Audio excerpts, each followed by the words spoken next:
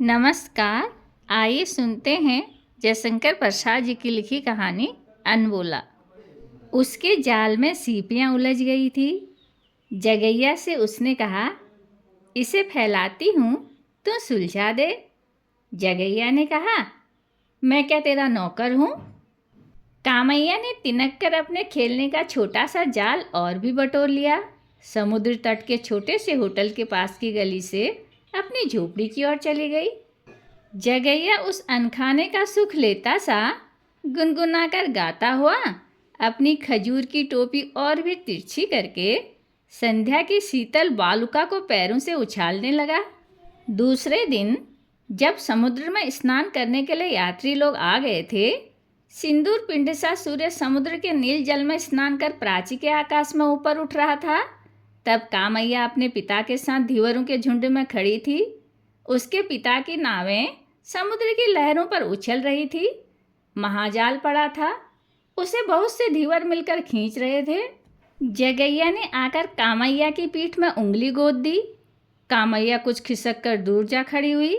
उसने जगैया की ओर देखा भी नहीं। जगैया की केवल माँ थी। वह कामैया के पिता के यहाँ लगी लिपटी रहती, अपना पेट पालती थी।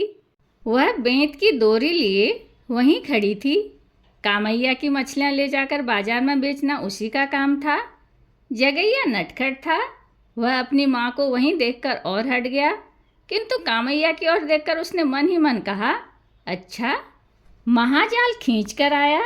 कुछ तो मछलियाँ थी ही, पर उसमें एक भीषण समुद्री बाघ भी था। दर्शकों के झुंड जुट पड़े। कामैया के पिता से कहा गया उसे जाल में से निकालने के लिए, जिससे प्रकृति की उस भीषण कारीगरी को लोग भली भांति देख सकें। लोभ सवर्ण न करके उसने समुद्री बाघ को जाल से निकाला। एक खूंटे से उसकी पूंछ बांध दी गई। जगैया की माँ अपना काम करने की धुन में जाल में मछलियां पकड़कर दौरे में रख रही थी। समुद्री बाघ बालू की विस्तृत बेला में एक बार उछला। जगैया की माता का हाथ उसके मुंह में आ गया। कोलाहल मचा, पर बेकार। बेचारी का एक हाथ वह चबा गया। दर्शक लोग चले गए। जगैया अपनी मूर्छित माता को उठाकर झोपड़ी में जब ले चला, तब उसके मन में कामैया के पिता के लिए असीम क्रोध और दर्शकों के लिए घोर प्रतिहिंसा उद्वेलित हो रही थी। कामैया की आंखों से आंसू बह रहे थे, तब भी वह बोली नहीं। कई सप्ताह से महाजाल में मछलियां नहीं के बराबर फंस रही थी। चावलों की बोआई तो बंद थी ही, नावें बेकार पड़ी रहती थी। मछलियों का व्यवसाय चल रहा था, वह भी डांवाडोल हो रहा था। किसी देवता की अकृपा है क्या? कामैया के पिता ने रात को पूजा की। बालू की वेदियों के पास खजूर की डालियां गड़ी थी।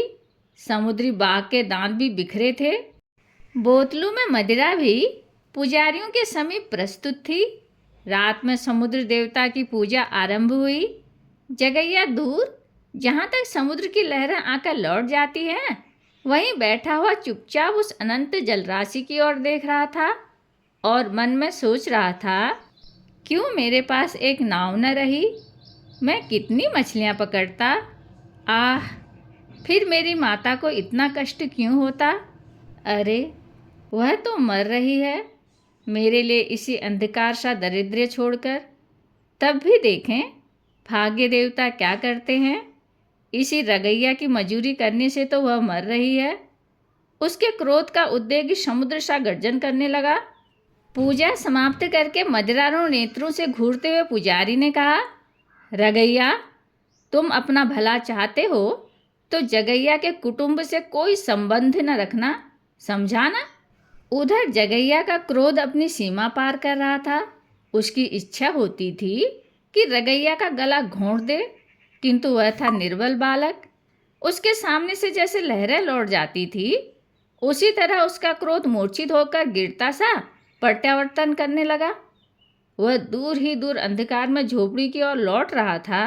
सहसा किसी का कठोर हाथ उसके कंधे पर पड़ा। उसने चौंक कर कहा, कौन? मदिरा विह्वल कंठ से रगैया ने कहा, तुम मेरे घर कल से ना आना। जगैया वहीं बैठ गया। वह फूट फूट कर रोना चाहता था, परंतु अंधकार उसका गला घोंट रहा था। दारुण क्षोभ और निराशा उसके क्रोध को उत्तेजित करती रही। उसे अपनी माता के तत्काल न मर जाने पर झुंझलाहट सी हो रही थी। समीर अधिक शीतल हो चला। प्राची का आकाश स्पष्ट होने लगा, पर जगैया का अदृष्ट तमसाच्छन्न था। कामैया ने धीरे धीरे आकर जगैया की पीठ पर हाथ रख दिया। उसने घूम कर देखा। कामैया की आंखों में आंसू भरा था।